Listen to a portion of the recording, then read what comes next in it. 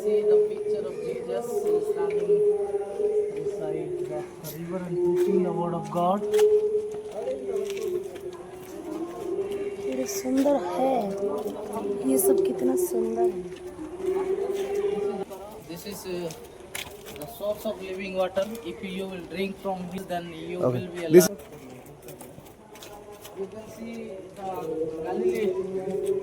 This is the river where Jesus was preaching and his disciples went to fishing the fish. You can see here. This is the crown. If you will do the good work, then God will provide you. Yes, we have so much to see. Cameraman, please. Please join us.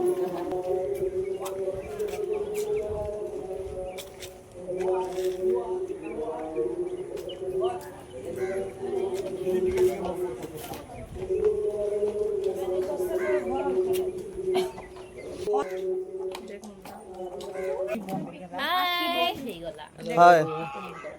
Hi. See how the beauty of this house. ଆଉ ଆଗକୁ ମୁଁ ଆପଣମାନଙ୍କୁ ଦେଖେଇବାକୁ ଚାହୁଁଛି ଆପଣ ଯଦି ଏଠାରେ ଆସିବେ ତାହେଲେ ଏଠି ଯୋସେଫଙ୍କୁ ଆପଣ ଦେଖିପାରିବେ ଏବଂ ପ୍ରଭୁ ଯୀଶୁ ମଧ୍ୟ ତାଙ୍କ ସହିତ ଯେହେତୁ ଯୋସେଫ ଜଣେ ବଢ଼େଇ ଥିଲେ ତ ତାଙ୍କୁ ସାହାଯ୍ୟ କରିବା ପାଇଁ ପ୍ରଭୁ ଯୀଶୁ ମଧ୍ୟ ବଢ଼େଇ କାମକୁ ସେ ଲଗାତାର ଭାବରେ ତାଙ୍କର ପୋଷ୍ୟ ପିତା ପ୍ରତି ସେ ସମ୍ମାନଜନକ ଭାବରେ ନିଜର କର୍ତ୍ତବ୍ୟ ନିଷ୍ଠା ସହିତ ସେ କାର୍ଯ୍ୟ କରୁଥିଲେ ତାହା ବର୍ତ୍ତମାନ ଏଠାରେ ଆମେ ଦେଖିପାରୁଥିବା। ଆଉ ଯଦି ଆଉ ଟିକେ ଆଗକୁ ଯିବା ତାହେଲେ ଆମେ ଆଉ ବହୁତ ବିଷୟ ଜାଣିପାରିବା ତ ଲେଟ୍ସ ଗୋ।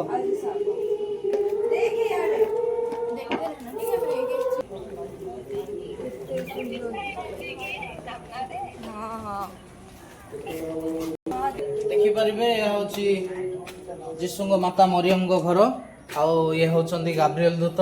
ଯେତେବେଳେ କି ମରିୟମ ଆପଣଙ୍କର ଘରେ ଥିଲେ ସେ ସମୟରେ ଦୂତ ଆସି ତାଙ୍କୁ ଦର୍ଶନ ଦେଇଥିଲେ ତାହାର ପ୍ରତିଛବି ଆପଣମାନେ ଏଠାରେ ଦେଖିପାରିବେ। ତ ଆମେ ଆଗକୁ ବଢ଼ିବା।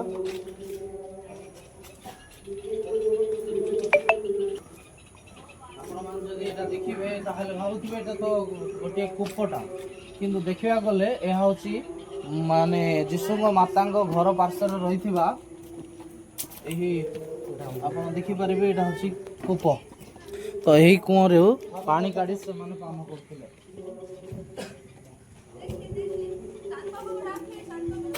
ଆଉ ଏଇଠି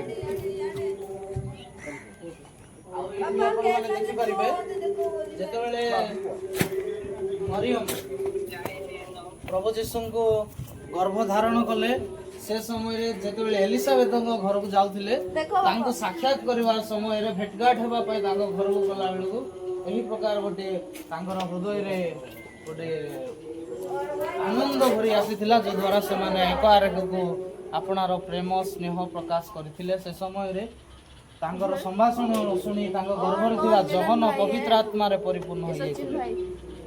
ତ ଏହାର ନେକ୍ସଟ ଷ୍ଟେପ୍ ଯଦି ଆମେ ଦେଖିବାକୁ ଚାହିଁବା ଆପଣ ଦେଖିପାରିବେ ଏଇଟା ହେଉଛି ସେଇ ଗୁହାଳ ଯେଉଁ ଗୁହାଳରେ କି ପ୍ରଭୁ ଯୀଶୁ ଖ୍ରୀଷ୍ଟ ଏକ ଛୋଟିଆ ଗୁହାଳ ଘରରେ ମାନେ ସେ କୁମାରୀ ମାରିଆଙ୍କ ଗର୍ଭରେ ଜନ୍ମଗ୍ରହଣ କରିଥିଲେ। ଆଉ ଏହି ପ୍ରକାର ଭାବରେ ମେଣ୍ଢା ଏହି ପ୍ରକାର ପରିସ୍ଥିତି ମଧ୍ୟରେ ପ୍ରଭୁ ଯୀଶୁ ଆପଣାର ମନୁଷ୍ୟ ରୂପ ଧାରଣ କରିକି କୁମାରୀ ମାରିଆଙ୍କ ଗର୍ଭରୁ ସେ ଏହି ପ୍ରକାର ଏକ ଗୁହାଳ ଘରେ ଜାତ ହେଲେ ଏବଂ ସେ ଆମର ପରିତ୍ରାଣ କାରଣ ନିମନ୍ତେ ଏହି ପ୍ରକାର ଜୀବନ ଆରମ୍ଭ କଲେ। ପ୍ରଭୁ ଯୀଶୁଙ୍କୁ 8 ଦିନ ହେଲା ଅଷ୍ଟମ ଦିନରେ ପ୍ରଭୁ ଯୀଶୁଙ୍କୁ ତାଙ୍କ ପିତାମାତା ମନ୍ଦିରକୁ ନେଇଗଲେ। ସେ ସମୟରେ ସେଠାରେ ସିମିୟନ ନାମକ ଜଣେ ବ୍ୟକ୍ତି ଥିଲେ ଯେ କି ତାଙ୍କୁ ଧରିବା ପାଇଁ ଦର୍ଶନ କରିବା ପାଇଁ ମାନେ ପ୍ରଭୁ ଯୀଶୁଙ୍କୁ ଆପଣାର ହସ୍ତରେ ଉତ୍ସର୍ଗ କରିବା ପାଇଁ ସେ ଅପେକ୍ଷା କରିଥିଲେ ଏବଂ ସେ ଆପଣାର ହସ୍ତରେ ଘେନି ପ୍ରଭୁ ଯୀଶୁଙ୍କୁ ମନ୍ଦିରରେ ଉତ୍ସର୍ଗ କଲେ। ଏହା ହେଉଛି ତହିଁର ଚିତ୍ର।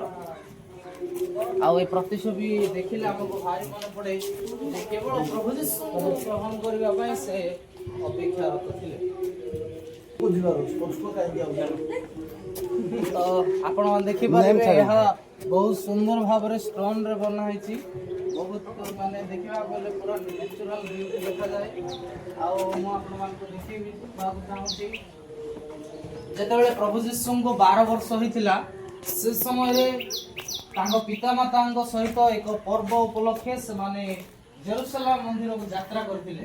ଆଉ ସେଇ ସମୟରେ ପ୍ରଭୁ ଯୀଶୁ ମନ୍ଦିରରେ ରହିଗଲେ, ତାଙ୍କ ପିତାମାତା ଚାଲିଗଲେ। ଆଉ ମନ୍ଦିରରେ ରହିକି ସମୟ ବ୍ୟର୍ଥନ କରୁନୁ ଯେଉଁମାନେ କି ମନ୍ଦିରରେ ରହିଥିବା ପଣ୍ଡିତ ମାନେ, ବାକ୍ୟବିତ ମାନେ, ବୁଦ୍ଧିଜୀବୀ ମାନେ, ଶାସ୍ତ୍ରଜ୍ଞ ମାନେ ସେମାନେ ତାଙ୍କୁ ପ୍ରଶ୍ନ ପଚାରୁଥିଲେ। ପ୍ରଭୁ ଯୀଶୁ ତାଙ୍କୁ ପ୍ରଶ୍ନ ପଚାରୁଥିଲେ। ପ୍ରଭୁ ଯୀଶୁ ପ୍ରଶ୍ନ ପଚାରୁଥିଲେ ଆଉ ପ୍ରଶ୍ନର ଉତ୍ତର ମଧ୍ୟ ଦେଉଥିଲେ, ଯହିଁରେ କି ସେଇ ପଣ୍ଡିତ ଶାସ୍ତ୍ରଜ୍ଞ ମାନେ ଶୁଣିକି ମହାଚମ୍ବିତ ହେଇଯାଉଥିଲେ ଯେ 12 ବର୍ଷର ବାଳକ କି ପ୍ରକାର କାର୍ଯ୍ୟ କରୁଅଛି। ତାର କିଛି ସମୟ ପରେ ତାଙ୍କ ପିତାମାତା ବହୁତ ଦିନ ପରେ ଫେରି ଆସି ଖୋଜି ଖୋଜି ମନ୍ଦିରରେ ତାଙ୍କୁ ପାଇଲେ ଏବଂ ପ୍ରଭୁ ଯୀଶୁ ସେଇ ସମୟରେ ସେ ପ୍ରକାଶ କଲେ, ମୁଁ ମୋର ପିତାଙ୍କ ଗୃହରେ ରହି ପିତାଙ୍କ କାର୍ଯ୍ୟ ସଫଳ କରୁଅଛି। ଏ ପ୍ରକାର ପ୍ରକାଶ କରିଥିଲେ। ତ ଆମେ ଆଗକୁ ବଢିବା। ମୁଁ ଆପଣମାନଙ୍କୁ ଦେଖେଇବାକୁ ଚାହୁଁଛି ଏପଟକୁ।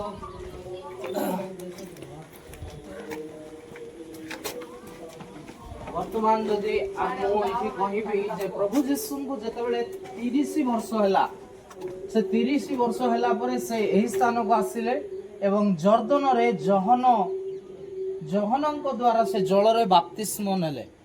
ଆଉ ସେ ଏହା ଦର୍ଶାଇବାକୁ ଚାହିଁଲେ ଯେ ମୁଁ ବାପ୍ତିସ୍ମ ନେଲି, ଆପଣମାନେ ମଧ୍ୟ ପ୍ରଭୁ ଯୀଶୁଙ୍କ ନାମରେ ବାପ୍ତିସ୍ମ ନେବା ଆବଶ୍ୟକ। ତାହା ଜଣେ ଖ୍ରୀଷ୍ଟ ବିଶ୍ୱାସୀର ପ୍ରାରମ୍ଭିକ କର୍ତ୍ତବ୍ୟ ଅଟେ।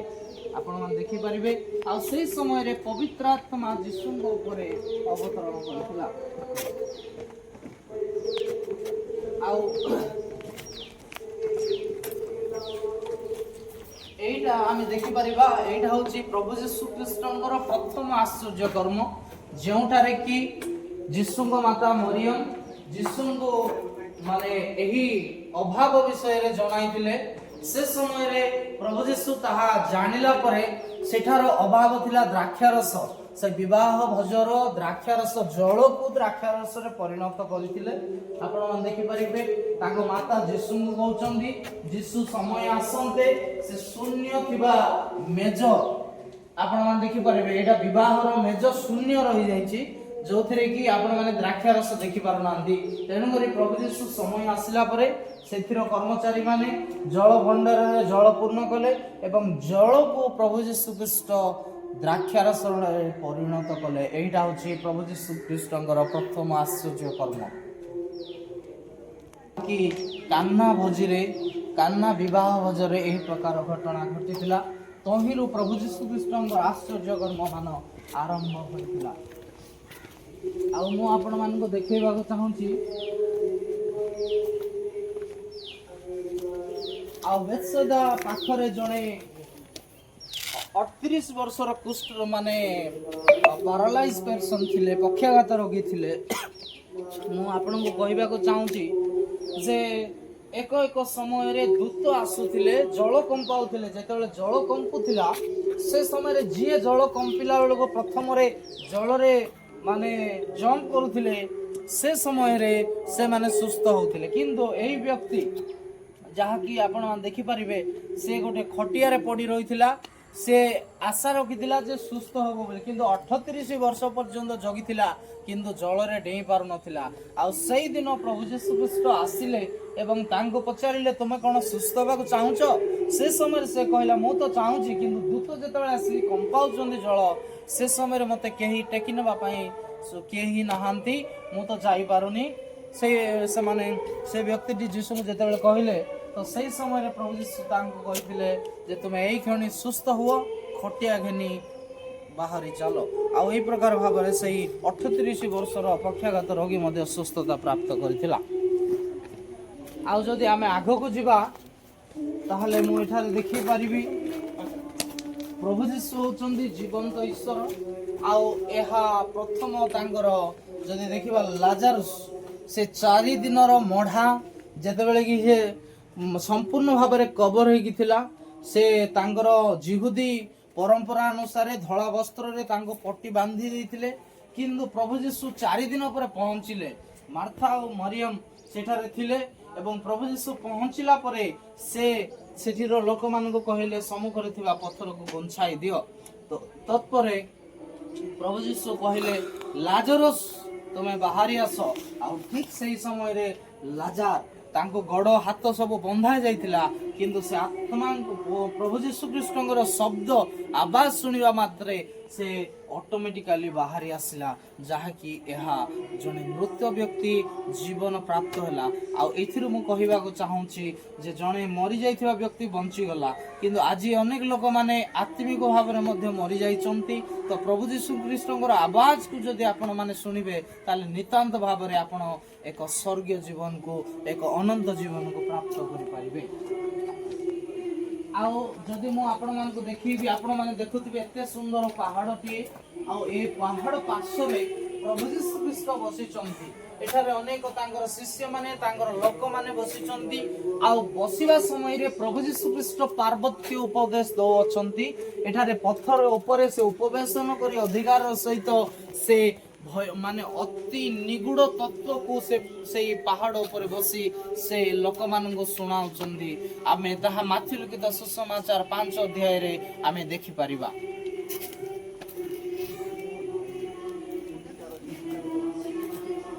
ଆଉ ଯଦି ଆମେ ଦେଖିବା, ମୁଁ ଆପଣମାନଙ୍କୁ ଦେଖେଇବାକୁ ଚାହୁଁଛି, ଏଇଟା ହଉଛି ସେହି ସ୍ଥାନ ଯେଉଁଠାରେ କି ପ୍ରଭୁ ଯୀଶୁ ଖ୍ରୀଷ୍ଟ ସେ ଦର୍ଶନ ଦେଇଥିଲେ, ପୁନର୍ଥିତ ହେଇଥିଲେ। କ୍ରୁଶରେ ମୃତ୍ୟୁବରଣ କଲା ପରେ ଗୋଟିଏ ମାତ୍ର ଈଶ୍ୱର, ଗୋଟିଏ ମାତ୍ର ପ୍ରଭୁ, ଯେ କି ମନୁଷ୍ୟମାନଙ୍କ ପରିତ୍ରାଣ ନିମନ୍ତେ କ୍ରୁଶରେ ମୃତ୍ୟୁବରଣ କଲେ, ସମାଧିସ୍ଥ ହେଲେ ଏବଂ ତୃତୀୟ ଦିନରେ ପୁନର୍ଥିତ ହେଲେ ଏବଂ ସେ ପୁନର୍ଥିତ ହୋଇଅଛନ୍ତି ବୋଲିକି ଏହା ଲୋକଙ୍କୁ ଜଣାଇବା ପାଇଁ ସେ ପ୍ରଥମରେ ତାଙ୍କର ଶିଷ୍ୟଙ୍କୁ, ତାଙ୍କର ମାର୍ଥା ମରିୟମଙ୍କୁ ଏବଂ ବିଭିନ୍ନ ବ୍ୟକ୍ତିଙ୍କୁ ସେହି ସମୟରେ ସେ ଦେଖାଦେଲେ ଏବଂ 40 ଦିନ କାଳ ସେ ସେହି ସ୍ଥାନରେ ରହିଲେ ଏବଂ 40 ଦିନ ଉତ୍ତାରେ ସେ ସ୍ୱଶରୀରରେ ସ୍ୱର୍ଗାରୋହଣ କଲେ। ଆପଣମାନେ ଦେଖିପାରିବେ ପ୍ରଭୁ ଯୀଶୁ ଖ୍ରୀଷ୍ଟ ଯେତେବେଳେ କି ସେ ସେହି ଏକ ନଗର ଦେଇ ଯାଉଥିଲେ, ସେ ସମୟରେ ଅନେକ ଭିଡ଼ ରହିଥିଲା। ଆଉ ସେ ଭିଡ଼ ସମୟରେ ଆପଣ ଏଠାରେ ଡିମ୍ବିରି ବୃକ୍ଷକୁ ଦେଖିପାରୁଥିବେ। ଆଉ ଏଇ ଡିମ୍ବିରି ବୃକ୍ଷ ଏହା ଦର୍ଶାଉଛି ଯେ ଡିମ୍ବିରି ବୃକ୍ଷର ଚଢ଼ିକି ଜଣେ ଲୋକ ଯୀଶୁଙ୍କୁ ଯୀଶୁଙ୍କୁ ପାଇବାର, ଯୀଶୁଙ୍କୁ ପାଖରେ ଗ୍ରହଣ କରିବାର ସୁଯୋଗ ପାଇପାରୁଛନ୍ତି। କିଭଳି ମାନେ ସେ ଲୋକଙ୍କର ଭିଡ଼ ଦେଖିକି, ସେ ଯେହେତୁ ଜଣେ ବାଙ୍ଗୁରା ଲୋକ ଥିଲା, ସେଥିପାଇଁ ସେ ଗଛ ଉପରେ ଚଢ଼ିକି ଯୀଶୁଙ୍କୁ ଦେଖିଲା। କିନ୍ତୁ ଯୀଶୁଙ୍କୁ ଦେଖିବା ପୂର୍ବରୁ ଯୀଶୁ ତାଙ୍କୁ ଡାକିଲେ, ଯକ୍ଷୟ ତୁମେ ଗଛରୁ ଓହ୍ଲେଇ ଆସ, ମୁଁ ଆଜି ତୁମ ଗୃହରେ ପ୍ରବେଶ କରିବି, ତୁମ ଗୃହରେ ମୁଁ ରହିବାକୁ ଚାହିଁବି। ସେ ସମୟରେ ତାର ମନ ଆନନ୍ଦିତ ହୋଇଗଲା। ଯାହାକୁ ଦେଖିବା ପାଇଁ ଗଛରେ ସେ ଚଢ଼ିଛନ୍ତି, ସେଇ ବ୍ୟକ୍ତି କହୁଛନ୍ତି ଯେ ଯକ୍ଷୟ ତୁମେ ଆସ, ତମ ଘରକୁ ମୁଁ ଯିବି। ଆଉ ସେ ଘରକୁ ଯାଇ କହିଲେ, ଏହି ଗୃହରେ ଆଜି ପରିତ୍ରାଣ ଉପବିଷ୍ଟ ହୋଇଅଛି। ଆଉ ସେଇ ପ୍ରକାର ପ୍ରଭୁ ଯୀଶୁ ଯେତେବେଳେ ଆସିଯାଆନ୍ତି, ତାହେଲେ ଆମର ପ୍ରତ୍ୟେକ ପୁରୁଣା ବିଷୟ ଚାଲିଯାଇ ନୂତନତା ଆସିଯାଇଥାଏ। ଆଉ ଏଠାରେ ଆମେ ଦେଖିପାରିବା ଯେ ଏଇଟା ସେହି ସ୍ଥାନ ଯେଉଁଠାରେ କି ପବିତ୍ର ଭୋଜର ସ୍ଥାପନ ପ୍ରଭୁ ଯୀଶୁ କରିଥିଲେ। ଦିବ୍ୟ ଭୋଜର ସ୍ଥାପନ ସେ ଏଠାରେ କରିଥିଲେ। ଯୀଶୁ ତାଙ୍କର ଶେଷ ଭୋଜ, ଶେଷ ସେ ପାନ ପାତ୍ର ଏବଂ ରୋଟି ଘେନି ପିତାଙ୍କୁ ଧନ୍ୟବାଦ ଦେଇ ତାହା ଭାଙ୍ଗି ନିଜର ଶିଷ୍ୟମାନଙ୍କୁ ସେ ଦେଇଥିଲେ। ଆଉ ସେଇଥିରୁ ଯେଉଁମାନେ ଗ୍ରହଣ କରିବେ, ସେଥିଥର ସେ ଯୀଶୁଙ୍କର ମୃତ୍ୟୁକୁ ଘୋଷଣା କରିବେ, ଯୀଶୁଙ୍କର ପୁନରୁତ୍ଥାନକୁ ଘୋଷଣା କରିବେ। ଆଉ ଯେଉଁମାନେ ସେ ରୋଟି ଏବଂ ଦ୍ରାକ୍ଷାରସ ଗ୍ରହଣ କରିବେ, ସେମାନେ ଅନନ୍ତ ଜୀବନର ଅଧିକାରୀ ହେବେ। ଏହା ପ୍ରଭୁ ଯୀଶୁ ସ୍ୱୟଂ ତାଙ୍କ ଶିଷ୍ୟମାନଙ୍କୁ କହିଥିଲେ। ଆଉ ସେହି ପ୍ରକାର ଭାବରେ ସେହି ସ୍ଥାନର ଆରମ୍ଭ ହୋଇ ଆଜି ପର୍ଯ୍ୟନ୍ତ ସାରା ବିଶ୍ୱ ମଣ୍ଡଳୀରେ ସମ୍ପୂର୍ଣ୍ଣ ଭାବରେ ପ୍ରଭୁ ଭୋଜ ବିଧି, ଦିବ୍ୟ ଭୋଜ ଏହା ଏକ ପ୍ରାଧାନ୍ୟତାର ବିଷୟ ହେଉଛି ଖ୍ରୀଷ୍ଟୀୟ ମଣ୍ଡଳୀ ନିମନ୍ତେ ଖ୍ରୀଷ୍ଟ ବିଶ୍ୱାସୀ ନିମନ୍ତେ ଏହି ରୋଟି ଏବଂ ଦ୍ରାକ୍ଷାରସ ସବୁଠାରୁ ବହୁତ ଇମ୍ପୋର୍ଟାଣ୍ଟ ବିଷୟ ଅଟେ।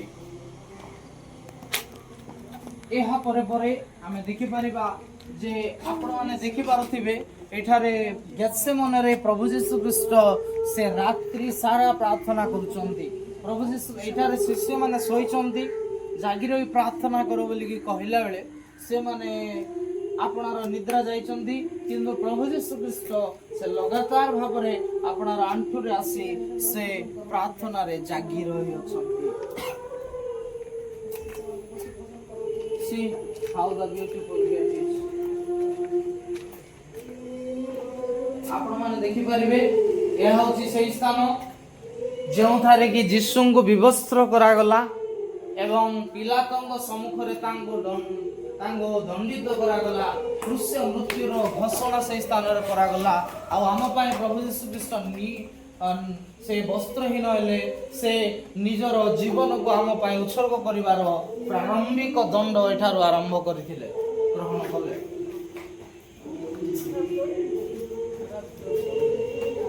ଯୋହନ 19:2 ଲେଖା ଅଛି ଯେ ପ୍ରଭୁ ଯୀଶୁ ଖ୍ରୀଷ୍ଟଙ୍କର ମସ୍ତକରେ କଣ୍ଟାର ମୁକୁଟକୁ ପିନ୍ଧାଗଲା। ଆପଣମାନେ ଦେଖିପାରୁଥିବେ ଯେ ପିଲାତଙ୍କ ସମ୍ମୁଖରେ ପ୍ରଭୁ ଯୀଶୁ ଅଛନ୍ତି, ଆଉ ସେ ଦଣ୍ଡ ପାଇଲା ପରେ ତାଙ୍କ ମୁଣ୍ଡରେ କଣ୍ଟାର ମୁକୁଟକୁ ସେହି ଲୋକମାନେ ପିନ୍ଧାଇ ଦେଲେ।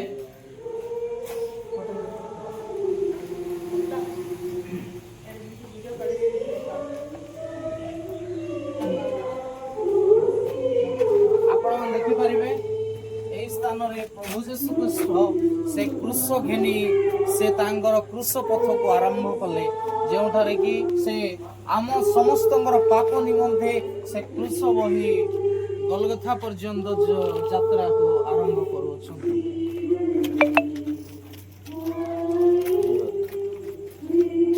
ଆଉ ଏଇଠାରେ ଆମେ ଦେଖିପାରିବା ଯେ ପ୍ରଭୁ ଯୀଶୁ ଖ୍ରୀଷ୍ଟ ପ୍ରଥମ ଥର ପାଇଁ ସେ ତଳେ ପଡି ଯାଉଅଛନ୍ତି।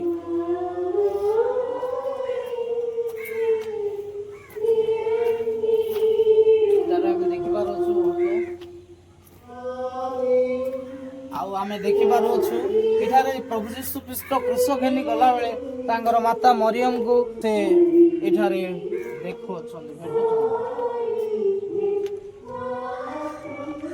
ଆମେ ଏଠାରେ ଦେଖିପାରୁଛୁ ପ୍ରଭୁ ଯୀଶୁଙ୍କୁ ଯେତେବେଳେ କି ତାଙ୍କର ସାହାଯ୍ୟର ଆବଶ୍ୟକତା ଥିଲା, ସେ କ୍ରୁଶ ଘେନି ଚାହୁଥିବା ସମୟରେ ଯେତେବେଳେ ସେ ଥକିଗଲେ, ସେହି ସମୟରେ ସିରିୟନ ସିମନ ନାମକ ଜଣେ ବ୍ୟକ୍ତିଙ୍କୁ ତାଙ୍କର କ୍ରୁଶ ବୋହିବାର ସୁଯୋଗ ମିଳିଲା। ସେ ସମୟରେ ସେ ପ୍ରଭୁ ଯୀଶୁଙ୍କର କ୍ରୁଶକୁ ଘେନିକି ଆଗକୁ ଚାଲୁଥିଲା।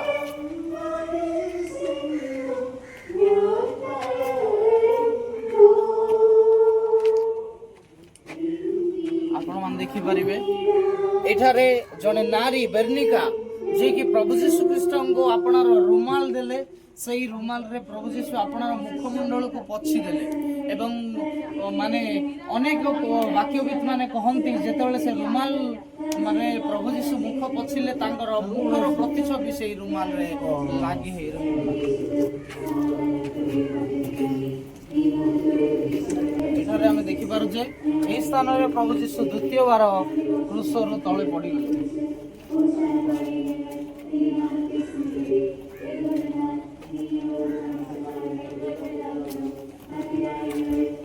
ଏଠାରେ ଯେତେବେଳେ ଯୀଶୁଙ୍କୁ ଦେଖିକି ନାରୀମାନେ କ୍ରନ୍ଦନ କରୁଥିଲେ, ସେ ସମୟରେ ଯୀଶୁ କହିଲେ, ମୋ ପାଇଁ କାନ୍ଦ ନାହିଁ, କିନ୍ତୁ ତୁମ ପାଇଁ ଏବଂ ତୁମ ପିଲାମାନଙ୍କ ପାଇଁ କ୍ରନ୍ଦନ କର। ଆମେ ଏହା ଏଠାରେ ପ୍ରଭୁ ଯୀଶୁ ଖ୍ରୀଷ୍ଟଙ୍କର ବାର୍ତ୍ତାକୁ ଦେଖିପାରୁଛୁ। ଆଉ ଏହି ସ୍ଥାନରେ ଆମେ ଦେଖିପାରିବା ଯେ ପ୍ରଭୁ ଯୀଶୁ ଖ୍ରୀଷ୍ଟ ତୃତୀୟ ବାର କ୍ରୁଶ ତଳୁ ପଡ଼ି ଯାଉଅଛନ୍ତି। ଏଠାରେ ଆମେ ଦେଖିପାରୁ ଯେ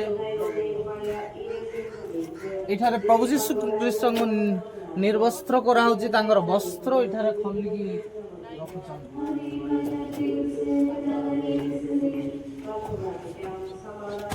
ଆଉ ଏଇଟା ହଉଛି ସବୁଠାରୁ ବହୁତ ଗୁରୁତ୍ୱପୂର୍ଣ୍ଣ ମାନେ ଦଣ୍ଡ, ଯାହାକି ସେଇ ସମୟରେ ମାନେ ବହୁତ ଭୟଙ୍କର ଦୋଷୀ ମାନଙ୍କୁ ଦିଆଯାଉଥିଲା।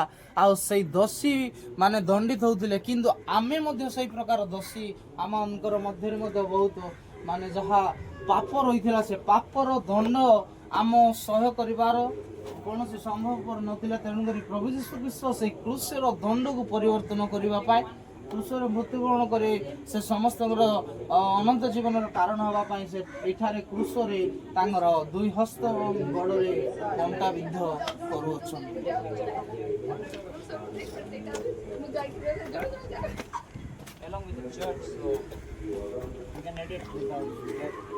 ଦେଖିପାରିବେ ପ୍ରଭୁ ଯୀଶୁଙ୍କୁ ଏଠାରେ ପ୍ରସାରିତ କରାଗଲା। ଦୁଇ ପାର୍ଶ୍ୱରେ ଦୁଇ ଜଣ ଚୋର ଅଛନ୍ତି, ମଝିରେ ପ୍ରଭୁ ଯୀଶୁ ଅଛନ୍ତି ଏବଂ ତାଙ୍କୁ ଆମେ ଦେଖିପାରିବା ସେଠାରେ ବର୍ଷାରେ ବିଦ୍ଧ କରାଗଲା। ତାଙ୍କର କକ୍ଷ ଦେଶରୁ ଜଳ ଏବଂ ରକ୍ତ ବହିଲା ଏବଂ ତଳେ ଆମେ ଜହନ ଏବଂ ଯୀଶୁଙ୍କ ମାତା ମରିୟମଙ୍କୁ ଏଠାରେ ଦେଖିପାରୁଅଛେ। ଯେଉଁ ସମୟରେ କି ସମସ୍ତେ ଛାଡ଼ି ଚାଲିଗଲେ କିନ୍ତୁ ଏଇ ବ୍ୟକ୍ତିମାନେ ଯୀଶୁଙ୍କର ମୃତ୍ୟୁ ପର୍ଯ୍ୟନ୍ତ ସେମାନଙ୍କ ପାଖରେ ଥିଲେ। ଆଉ ସେହି ସମୟରେ ପ୍ରଭୁ ଯୀଶୁ କ୍ରୁଶରେ ରହି ଜହନ ତାଙ୍କର ପ୍ରିୟ ଶିଷ୍ୟଙ୍କୁ ଆପଣଙ୍କର ମାତାକୁ ମାତାର ଦାୟିତ୍ୱ ନେବା ନିମନ୍ତେ ଜହନ ତାଙ୍କର ପ୍ରିୟ ଶିଷ୍ୟଙ୍କୁ ସେ ପ୍ରଦାନ କରିଥିଲେ, ଦାୟିତ୍ୱ ଦେଇଥିଲେ। ଆଉ ମୁଁ ଆପଣମାନଙ୍କୁ ଦେଖେଇବାକୁ ଚାହୁଁଛି, ଯଦି ଆପଣ ଏଠାରେ ଆସିବେ ପ୍ରଭୁ ଯୀଶୁ ଖ୍ରୀଷ୍ଟଙ୍କର ତାଙ୍କର ମର ଶରୀର ଏଠାରେ ତାଙ୍କ ମାତାଙ୍କ କୋଳରେ ରଖାଯାଇଅଛି। ଆପଣମାନେ ଏହା ଦେଖିପାରିବେ। ଏଠାରେ ଆମେ ଦେଖିପାରୁଅଛେ ପ୍ରଭୁ ଯୀଶୁଙ୍କୁ ସମାଧି ପ୍ରଦାନ କରାଯାଉଛି। ଏହା ହେଉଛି ସେହି ସ୍ଥାନ ଯେଉଁ ସ୍ଥାନରେ କି ପ୍ରଭୁ ଯୀଶୁ ସମାଧିସ୍ଥ ହୋଇଥିଲେ। ଆଉ ଏଇ ଖୋଲା କବରର ନିଦର୍ଶନ ହେଲା ଯେ ଏଇଠାରେ ଯେଉଁ ବ୍ୟକ୍ତିଙ୍କୁ କବର ଦିଆଯାଇଥିଲା ସେଇ ବ୍ୟକ୍ତି ଆଉ ଏଠାରେ ନାହାନ୍ତି, ସେ ଉଠି ଅଛନ୍ତି। ଆଉ ତେଣୁକରି ଏହା ହିଁ ଗୋଟିଏ ମାତ୍ର ବିଶ୍ୱାସ, ଏହା ହିଁ ଏକମାତ୍ର ସତ୍ୟ, ଯେଉଁ ସତ୍ୟ କି ସାରା ବିଶ୍ୱରେ ଐତିହାସିକ ବିଷୟ, ଏକ ବୈଜ୍ଞାନିକ ବିଷୟ, ଯାହାକି ଆମେ ଦେଖିପାରିବା ଯେ ଖୋଲା କବର, ତାମାନେ ଏଇ ସ୍ଥାନରେ ବନ୍ଦ କବରରେ ଯାହାଙ୍କୁ ରଖାଯାଇଥିଲା ସେ ତୃତୀୟ ଦିନରେ ପୁନର୍ଥିତ ହେଇ ଅଛନ୍ତି। ଏହା ଏକ ଖ୍ରୀଷ୍ଟ ବିଶ୍ୱାସର ପ୍ରାଧାନ୍ୟ, ଆଶା ଏବଂ ଭରସା ସ୍ୱରୂପ ଅଟେ। ଏଠାରେ ଦେଖିପାରିବା ଆମେ ଯେ ଶୂନ୍ୟ କବର, ଦୁଇ ପାର୍ଶ୍ୱରେ ଦୁଇ ଦୂତ ମାନେ ଅଛନ୍ତି। ସେଇ ସମୟରେ ଆମେ ଶୁଣିବାକୁ ପାଇପାରୁ ଯେ ଶୂନ୍ୟ କବରରେ କାହାର ଅନୁସନ୍ଧାନ କରୁଅଛ, କାରଣ ଯେ ଏଠାରେ ମାନେ ସମାଧିସ୍ଥ ହୋଇଥିଲେ ସେ ଆଉ ଏଠାରେ ନାହାନ୍ତି, ସେ ଉଠି ଅଛନ୍ତି। ସେ ହେଉଛନ୍ତି ଖ୍ରୀଷ୍ଟ ପ୍ରଭୁ। ଏହା ଦୂତମାନେ ନାରୀ ମାନଙ୍କୁ ସମ୍ଭାଷଣ ଦେଇଥିଲେ। ଦେଖିପାରୁଅଛେ ପ୍ରଭୁ ଯୀଶୁ, ଆମର ଯୀଶୁ, ଆମେ ଯାହାଙ୍କର ଉପାସନା କରୁ, ଯାହାଙ୍କୁ ପ୍ରାର୍ଥନା କରୁ, ଯାହାଙ୍କର ଗୌରବ କୀର୍ତ୍ତନ କରୁ, ସେ ମୃତ୍ୟୁ ଈଶ୍ୱର ନୁହନ୍ତି, ସେ ଜୀବିତ ଈଶ୍ୱର, ସେ ମୃତ୍ୟୁଞ୍ଜୟ ଅଟନ୍ତି। ତାହା ଆମେ ଏଠାରେ ଦେଖିପାରୁଅଛୁ।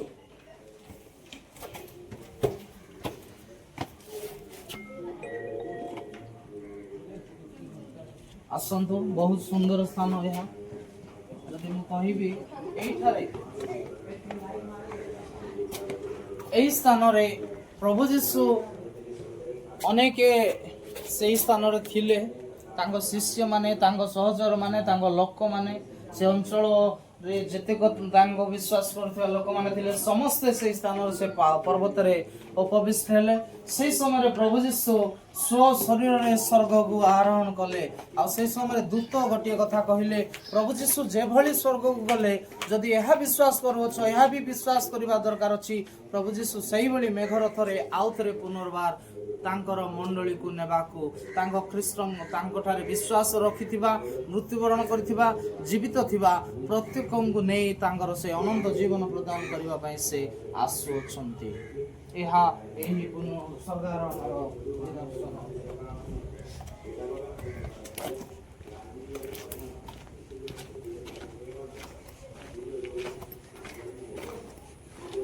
ଏଠାରେ ଆମେ ଦେଖୁଅଛୁ ଉପର କୋଠରୀ, ଯେଉଁ କୋଠରୀରେ କି ପ୍ରଭୁ ଯୀଶୁ ଚାଲିଗଲା ପରେ 50ତମ ଦିନରେ ପେଣ୍ଟେକଷ୍ଟଲ ଡେ ବୋଲିକି କୁହାଯାଏ। ଆଉ ସେହି ସମୟରେ ପବିତ୍ର ଆତ୍ମା ଅଗ୍ନିର ଜିହ୍ବା ସଦୃଶ ସେ 120 ଜଣଙ୍କ ଉପରେ ମାନେ ସେଇ ପ୍ରଭୁ ଯୀଶୁ ପୁନର୍ଥିତ ହବା ସ୍ୱର୍ଗାରୋହଣ କରିବା ଦିନ ଠାରୁ ସେଇ ଦିନ ଠାରୁ ସେମାନେ ଉପର କୋଠରୀରେ ରହି ପ୍ରାର୍ଥନା କରୁଥିଲେ। ଆଉ ସେମାନେ 10ମ ଦିନରେ ପବିତ୍ର ଆତ୍ମାର ଅର୍ଥାତ୍ 50ତମ ଦିନରେ ପବିତ୍ର ଆତ୍ମାଙ୍କର ଅଗ୍ନିର ଅଭିଷେକ ପାଇଥିଲେ। ବିଭିନ୍ନ ଭାଷାରେ କଥା କହିଲେ, ପର ଭାଷାରେ ବିଭିନ୍ନ ପ୍ରଶଂସା ସ୍ତୁତି ବନ୍ଦନା ସେମାନେ ଆତ୍ମାରେ ପୂର୍ଣ୍ଣ ହୋଇକି କରିବା ଆରମ୍ଭ କଲେ। ତାହା ସେହି ସ୍ଥାନରେ ଥିବା 16 ପ୍ରକାର ଭାଷାବାଦୀ ଲୋକମାନେ ଆଚମ୍ବିତ ହେଇଯାଇଥିଲେ।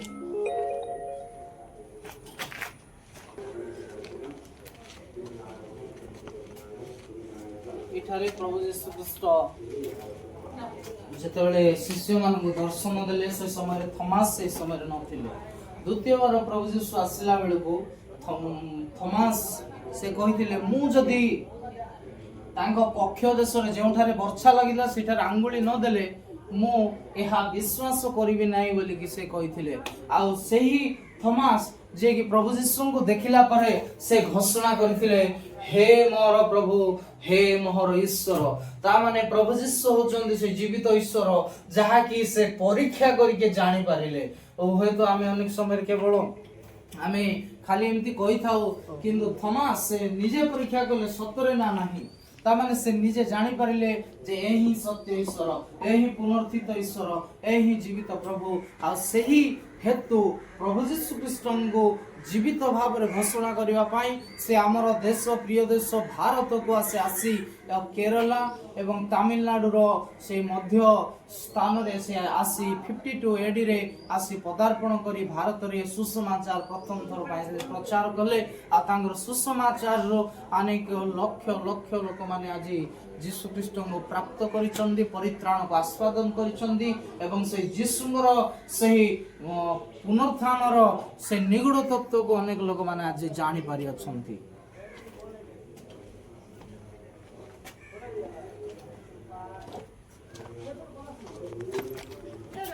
ବହୁତ ବହୁତ ଧନ୍ୟବାଦ।